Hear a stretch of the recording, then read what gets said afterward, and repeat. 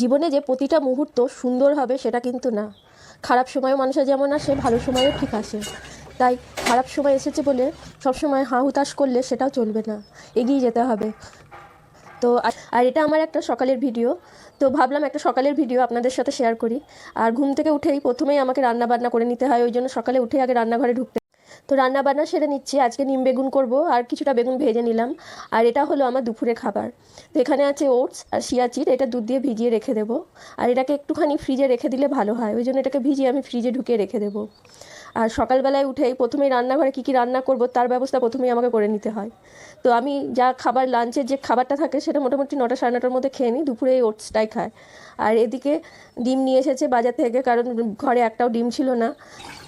আর এদিকে আমি ভাতটা বসিয়ে দেবো। আর করে ভেজে নিয়েছি। তারপর তেলে একটা শুকনো লঙ্কা ফোড়ন দিয়ে, তারপর যে নিম পাতাটা ছিল সেটা তেলের মধ্যে দিয়ে নিম পাতাটাকে তেলে খুব ভালো করে আগে ভেজে নেব। এতে নিম বেগুনটা না খুব একটা বেশি তেতো লাগে না। নিমটা যখন ভালোভাবে নিম পাতাটা ভাজা হয়ে যাবে, এরপর বেগুনটা দিয়ে আবার একটু নেড়ে নেব।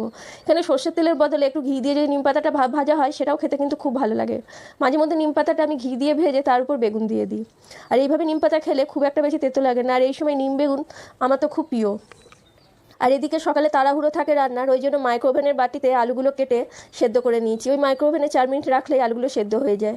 আজকে ভেবেছি ডিমের বড়া করে ঝোল করব। এই ঝোলটা খেতে আমার ছেলে আবার খুব ভালোবাসে। ভালো করে মশলা কষিয়ে নিয়েছি, আর আলুটা যেহেতু সেদ্ধ হয়ে আছে সেই জন্য রান্না করতে সময় লাগবে না। আর সামনেই ছেলের পরীক্ষা, ওই জন্য ওরও পড়াশোনার প্রচণ্ড চাপ।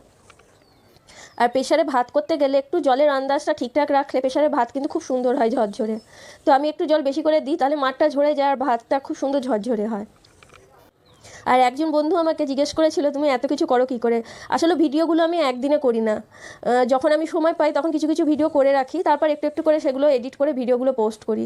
তো ডিমের ঝোলটা এখানে হয়ে গেছে, এরপর ডিমগুলো ঝোলের মধ্যে দিয়ে দিলাম। আর বড়া করে ডিমের ঝোল করলে বেশি করে একটু গরম মশলা দিলে ডিমের ঝোলের স্বাদটা কিন্তু খুব সুন্দর হয়। আর ডিমটা ঝোলটা যেহেতু ফুটে গেছে, এরপর গ্যাসটা বন্ধ করে এটা 10 মিনিট ঢেকে রেখে দেবো।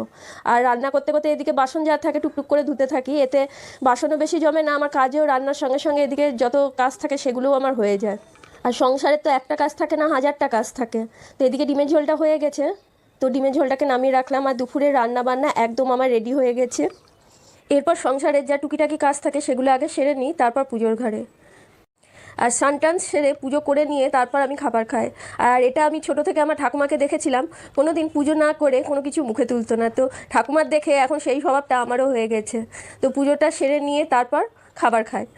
আর আজকের ভিডিওটা এখানেই শেষ করছি। যদি আমার ভিডিওটা ভালো লাগে অবশ্যই কমেন্ট করে জানিয়েন। আর পাশে থাকার জন্য ধন্যবাদ বন্ধুরা।